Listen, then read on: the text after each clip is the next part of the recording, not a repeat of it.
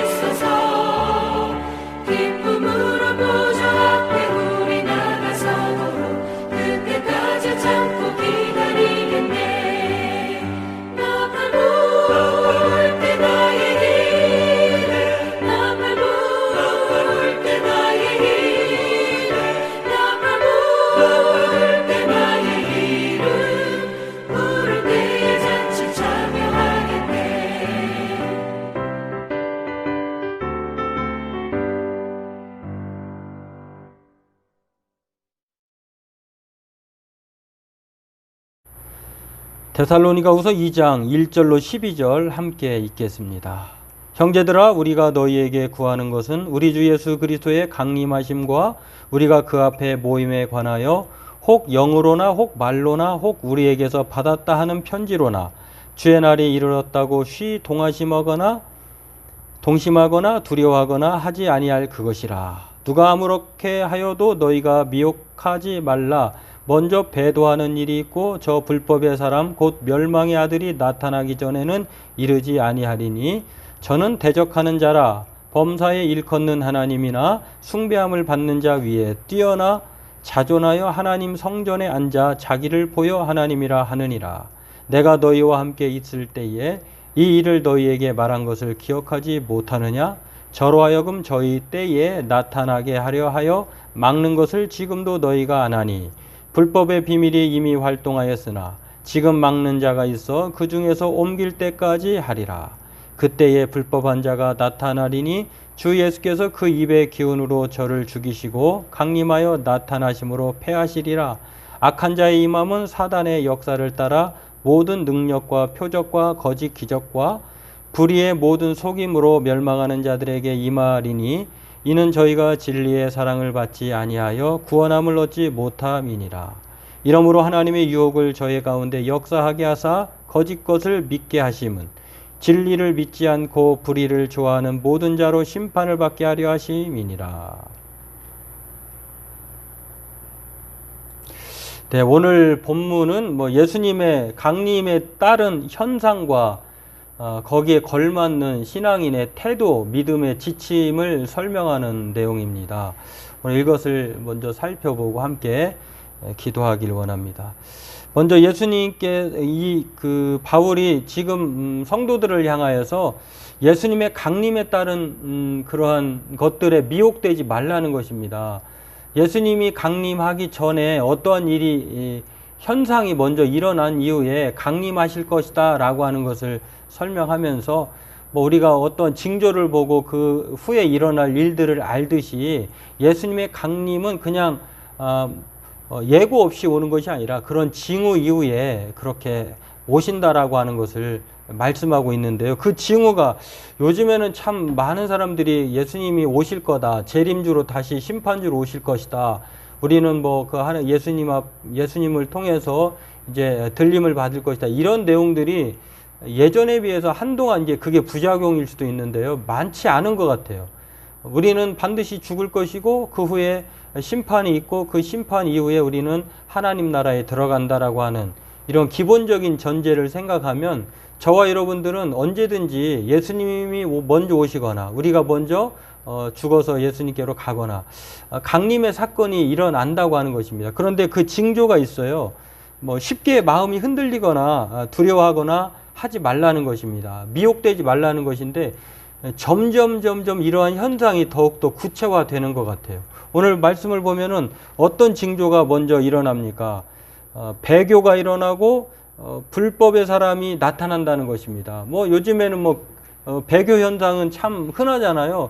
요즘에는 뭐 기독교인이었다가 뭐 불교로 갔다가 뭐 이런 사람도 있고 뭐 물론 이제 거꾸로 된 사람도 있지만 그렇게 또 심지어는 불법의 사람이라고 하는 것은요, 외부에서 오는 것이 아니라 내부에서 발생합니다. 성전에 앉아서 그 사람이 하나님 행세를 하는데 이 사람이야말로 불법의 사람, 그것이 예수님의 강림의 징조라고 하는 것입니다. 이상하게 생각할 것이 아니라 그런 사람들을 보면 그런 현상들이 일어나면 예수님의 강림하실 때가 가까웠구나 라고 생각하라고 하는 것입니다. 또 뿐만 아니라 뭐 속임수, 불법의 속임수, 또 불법의 능력, 불법의 표적, 불법 거짓 기적 뭐 이런 것들이 일어나는데 이것은 다 사탄의 활동에 따른 그러한 결과로 나타난다고 하는 것입니다. 그런데 중요한 것은 그런 것들에 대해서 미혹하지 말라는 것입니다. 미혹의 역사를 따라가지 말라는 것인데 왜냐하면 그것을 통해서 이제 뭐 알곡과 쭉정이를 가르듯이 불법을 따르는 사람과 진리를 따르는 사람들이 이제 나누어진다고 하는 것입니다.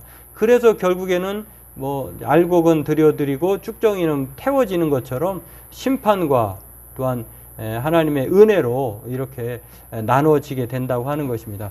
그러면서 오늘 이 강림에 따른 이 현상만을 말하는 것이 아니라요. 그렇다고 하면 이 강림의 때가 가까웠을 때 우리 신자들은 어떻게 살아야 하는가? 오늘 그것을 여러 가지로 말하는데 이제 줄여보면은 감사할 일은 하나님이 처음부터 택하사 진리를 믿음으로 구원을 받게 하신 사람들은 하나님께서 보호하신다고 하는 것입니다.